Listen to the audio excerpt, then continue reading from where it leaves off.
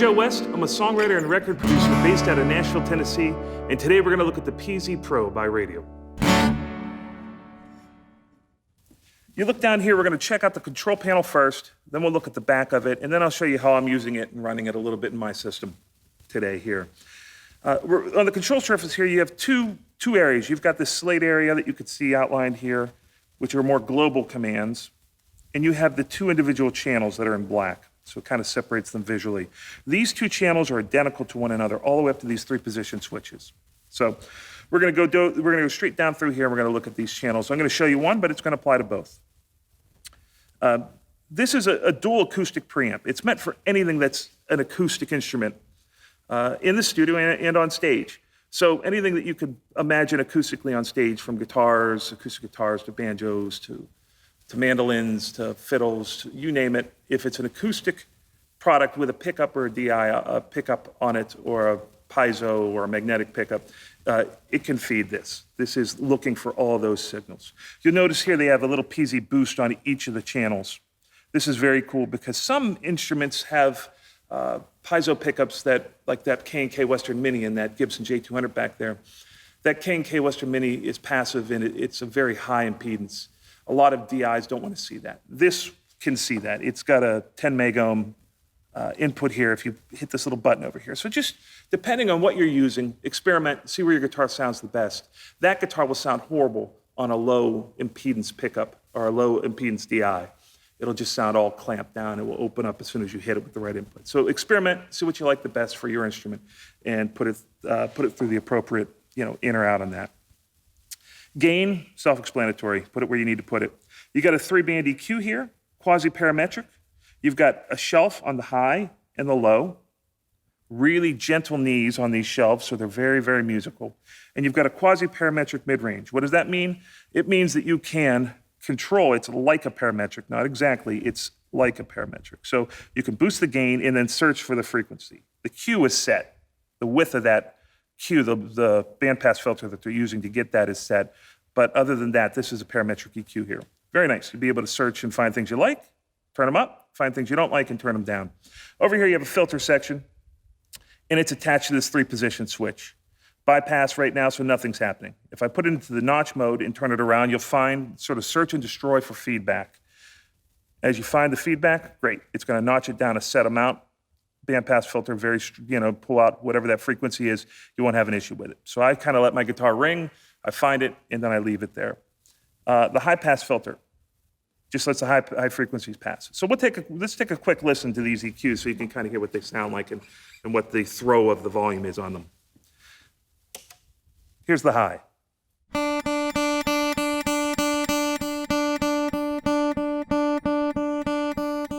As you can hear, you got a lot to work with there. Here's the low.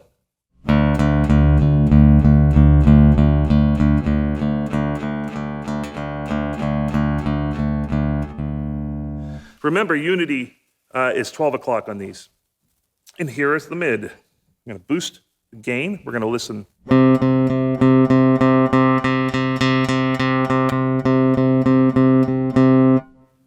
So once again, you find something you like, you turn it up. You find a problem, you turn it down. A lot of command and a lot of control in a very simple musical EQ here. I love that. Let's take a listen to this the high pass filter.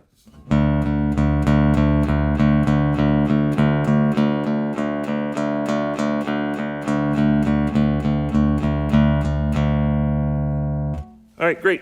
And we all know, like, a lot of times you get a guitar like this, it wants to sympathetically ring on stage, and that will help you control some of that. If you have a mandolin or a fiddle, something really small, it doesn't have a lot of frequency down there, you might want to proactively scooch that up to get rid of just the low-end rumble that seems to happen just from sound rolling around on stage.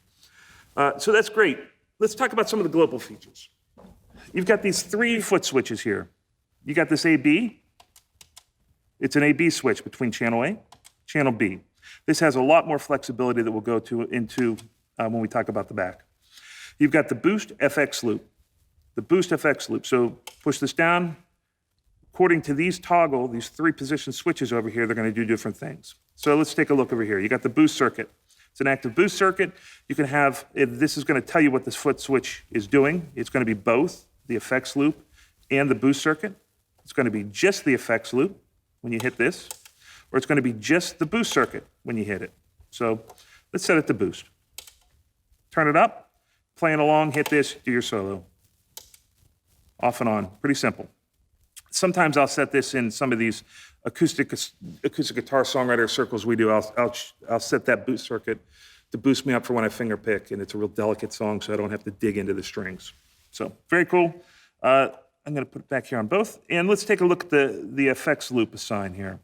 You can assign it to both A and B channels. So when this is on, both A and B get the effects. When you can also assign it to input B. Only B will get it. Only A will get it. Great. I'm going to put it back there.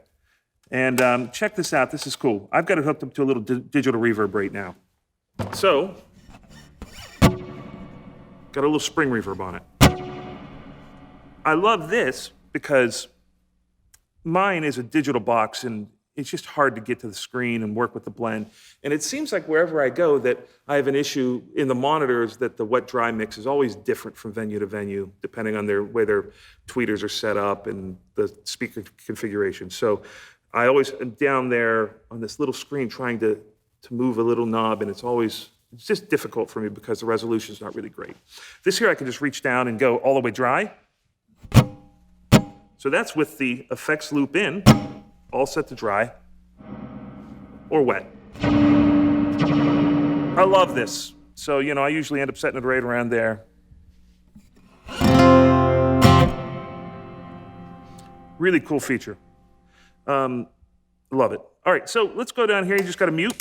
This mute will mute everything on the whole box except for the tuner output.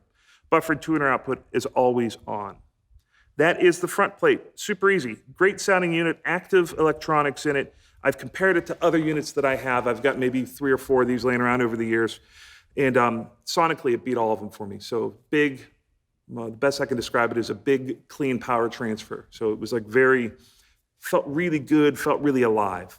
Kind of like playing through a guitar amp sometimes when the pickups are just screaming out of it, and just you get that moment. This kind of had that for me. And everything we have listened to today has been a totally flat EQ coming off of this guitar here. So let's go to the back panel. I want to show you some stuff. I've taken out the A input. That's where my guitar was. So you've got your 2 input A, input B. Just as they're on the front, they are here on the back. You've got a phase flip for input B, and that's for whenever you're using your guitar in a situation, you may have 2 signals coming from the same guitar. Say you have a Piezo under saddle pickup and then a microphone inside the guitar, or a magnetic pickup in the sound hole. And if you have some issues, you can always flip the polarity on the input B, so you can deal with any phase issues you may have. Anytime you have 2 signals that are the same, coming from the same instrument, you're probably going to need to deal with phase a little bit.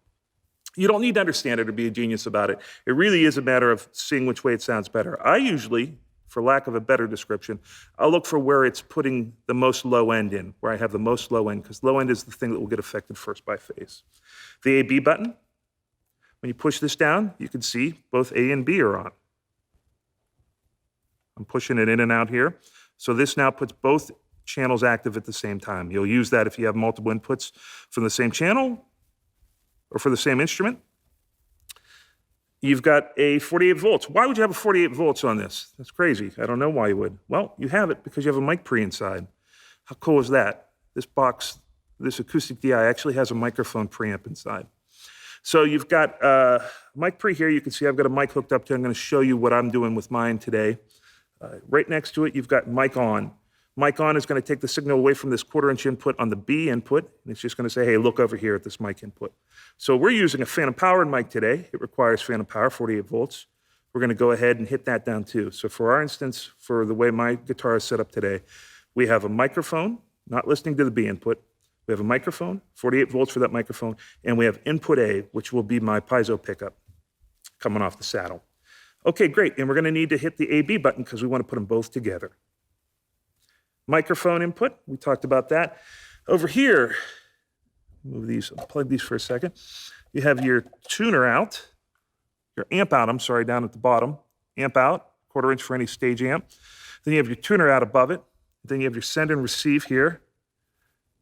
For what I have today is just a digital spring reverb in there. Self-explanatory. So every time you hit that loop button, that's where it's going out to. Then you have this pre-EQ out two separate direct line outputs here for consoles. So this one is sort of designed to go to your front of house, your PA guy. It's going to have its own phase flip and its own ground lift. Great little buttons too, they're solid.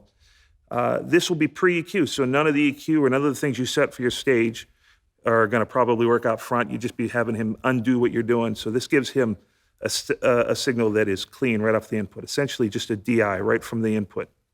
This is a post-EQ out. It's all the EQ and everything on the faceplate comes out this output. It's got its own phase flip. It's got its own ground lift. All right, let's talk a little bit about some of the possible setups you might see with a box like this. You have your just pure A input. If you plug it into A alone, it also sends it to B. So if you just have the only input is A, it's going to send it to both A and B, which is very cool because you can use your A-B switch. Let's put it back to as an A-B switch. And then you can toggle between the two. And let's say you've got a verse where you're really heard and you had a lot of body on your acoustic guitar, and then in the chorus you want it to be a little bit less body because the band is rocking and you don't want to be competing with them. You could have two separate EQs here for the same guitar and kick back and forth. It's naturally set up that way to follow the A input. Plug my guitar back in. All right, the other way to do this would be to have multiple devices on it. So let me go back to here. You would have your acoustic guitar here and then another acoustic guitar here or a mandolin here, whatever, A-B, so true A-B box. Then you've got this A-B together, which could be, you might have a guitar like this, and it's got a piezo under the bridge, and it's got a microphone in here. So A would be your piezo, B would be your microphone. You have separate control over both of those. Very cool, blend them, do whatever you want with them. Send one to effects, send both of them to effects. Total control over that signal. You could have one of those magnetic pickups too, that would be your B. So you've got a multiple situation. Today, I'm gonna be, instead of using a microphone in the sound hole, I'm going to use a studio microphone. I thought it'd be cool in production to be able to send it out to like a Fender Champ and have a microphone and a piezo and be able to record those, get blends, as well as do microphones on the guitar itself. And there's plenty of situations in live where you'll see guys with microphones on stage. So that could be the microphone from on stage where you're doing like say around a Crosby, Stills and Nash circular tree where they've got mics, vocal mics, acoustic mics. So it would also work for that. You could route them both through here and send them out. So very cool. Let's take a look at that. Okay, so here is my setup for today. I've got a studio microphone, an AKG 451. It's a cardioid mic, so it listens like this in a heart shape. It requires 48 volts to run. So we've got that. We've got the back of the radial right now hooked up with 48 volts depressed, and we're telling it to listen to the microphone instead of input B. You'll notice on the front, both A and B are on. A is going to be my piezo out of the Takamine. B is going to be this 451 that's sitting here. You can see we got a little blend here that we think works. We've got the boost and FX loop on, not using any boost, but using the FX. We have a little bit of just spring reverb behind it, so it sounds a little bit more ambient. And we're gonna listen to it. We're going to check out some sounds. We'll try to post examples of some finger picking as well as some straight old strumming stuff so you can hear it. And we will do that in a high-res format so you can download it, be attached somehow to this video. Let's check it out.